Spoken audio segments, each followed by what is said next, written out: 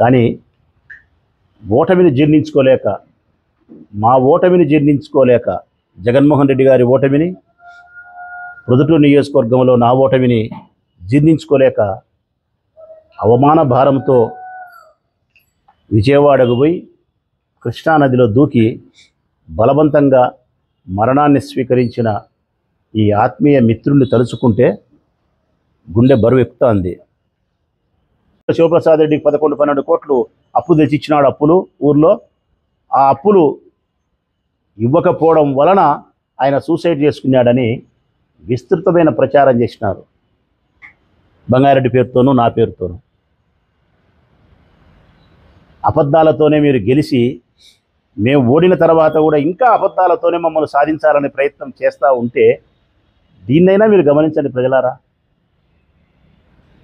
మాకు సుబ్బారావు అత్యంత ఆత్మీయుడు, మా కుటుంబ మిత్రుడు, సోదరునితో సమానం. ఈరోజు అతను లేడు. అతని భార్య, అతని పిల్లలు, వారి పిల్లల భవిష్యత్తుకు అన్నిటికీ బాధ్యులమై ఉంటాం.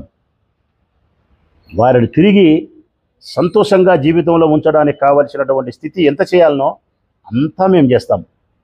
నేను, నాతో పాటు నా అన్నలు, నా చెల్లెళ్ళు, నా తమ్ముళ్ళు అందరం కలిసి చేస్తాం. నా పార్టీ చేస్తుంది. అతను చెప్పి ఉంటే అతని రుణాన్ని కూడా తీర్చేవాళ్ళం మేము, అతని బాధను తీర్చేవాళ్ళం. చెప్పకపోవడం వల్ల ఈ ఘోరం జరిగిపోయింది. ఇటువంటి సందర్భంలో 12 కోట్లు అప్పిచ్చినాడు కాబట్టి, తీర్చలే కాబట్టి చనిపోయినాడని చెప్పి మా వ్యక్తిత్వాన్ని హీనపరిచే విధంగా మళ్ళీ పోలీసులకు చెప్తారు. సుబ్బారావు గారు చనిపోయిన తర్వాత ఏదో లెటర్ రాసినాడంట, ఆ లెటర్ వేసి చూడండి, దాంట్లో ఏదైనా ఇరికించడానికి ఆస్కారం ఉందేమో అని. ఇంకా అబద్ధాలు చెప్పి అవమానపరచడం, ఇంకా ఇరికిచ్చే ప్రయత్నాలు చేయడం. ఒక మనిషి మరణిస్తే శవం పైన కూడా పైసలు ఏరుకోవడం అంటే ఇదే, పేలాలు ఏరుకోవడం అంటే ఇదే, శవంతో కూడా రాజకీయాలు చేయడం అంటే ఇదే. ఇప్పుడు అతను రాసిన ఈ ఉత్తరానికి ఏం సమాధానం చెప్తారు? జై జగన్, జై రాచమల్లు రాసినాడు. ఇక్కడ చూడండి, జై జగన్, జై రాచమల్లు, జై బంగారెడ్డి. చనిపోయేటప్పుడు రాసినది అంటే మా మీద ఎంత ప్రేమ ఉండాలి ఆయనకు. మేము బాకీ ఉండేవాళ్ళమా? ఆయన కోసం మా ప్రాణమైన ఇచ్చేవాళ్ళమా? ఆయన కుటుంబాన్ని సంతోషంగా ఉంచడానికి మా సంపదను ఇచ్చేవాళ్ళమా కాదనేది ఈ ఉత్తరం బట్టి అర్థం చేసుకోవచ్చు ప్రజలారా. నా అంతిమయాత్రకు ఇక్కడ రాసినాడు, మిత్రమా, నా అంతిమయాత్రకు జగనన్నను తీసుకురండి, ఇదే నా చివరి కోరిక.